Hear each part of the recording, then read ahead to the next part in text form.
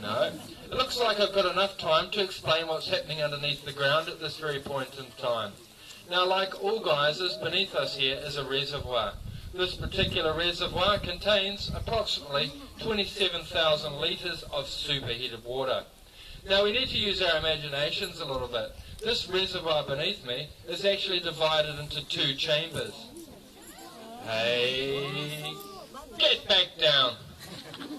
Now, as I said, this reservoir beneath me is divided into two chambers. Now, the deeper seated chamber has water well in excess of 150 degrees Celsius. What stops that water from going into a constant eruption is the chamber of water directly beneath my feet, the upper chamber. Well, that water does not exceed boiling point.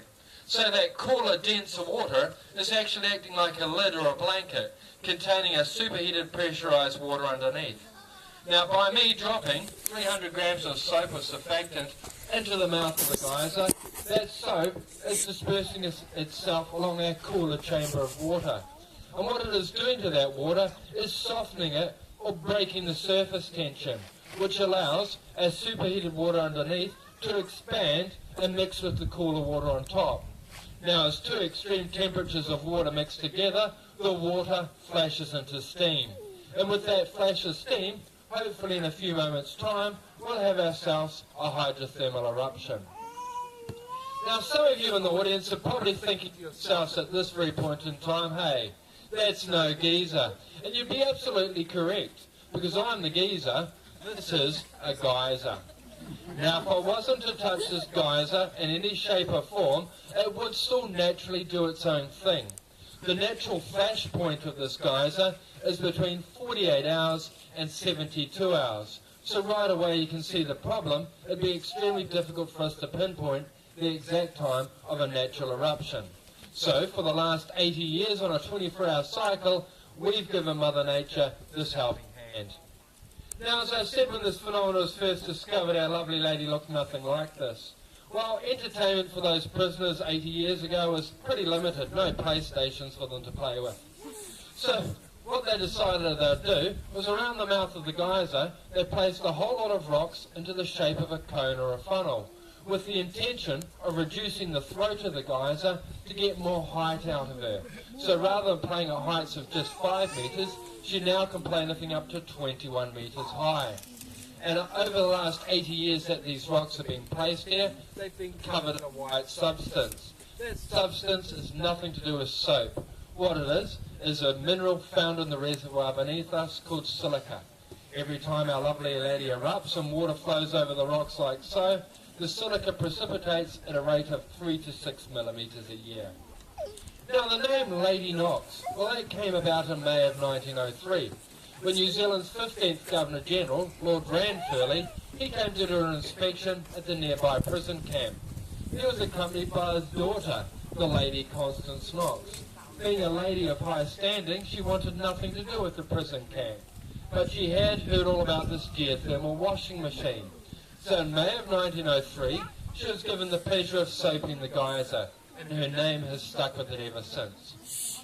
Well, folks, she's a little bit slow to go today. What is going to happen very shortly is we hear a bit of a deep-seated rumble. That rumble tells me to tell you she's going to get to a pinnacle height of about 10 to 15 metres today.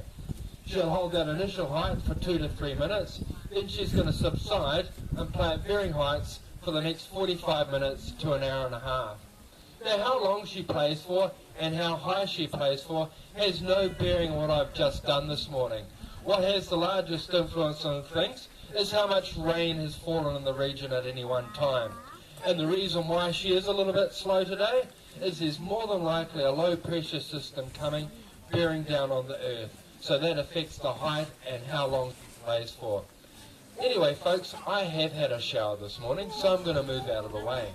Any backpackers in the audience that haven't, feel free to come down to the front row. I've added the soap. All you're going to need is a towel. Thank you very much, folks, and enjoy your day here at Waiotapu, Thermal Wonderland. Everybody's clicking. Click. Click, click, click. Here it goes. Click, click, click. Click, click, click. Almost cut it. Chop it out. trying to get out. I think you should go and have a wash, Tim. A bit smelly today? No, it was a bit smelly. Oh, I thought that was you. That's Here it goes, here it goes, here it goes. Here she comes, folks.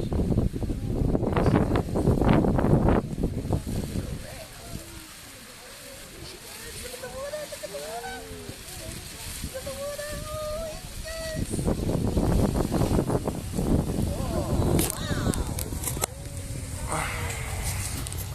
Wow. Woohoo!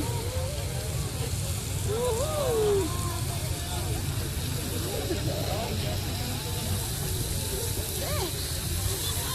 that was a very good shower.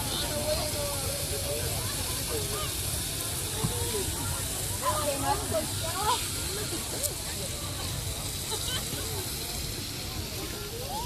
Hey, the water. The water.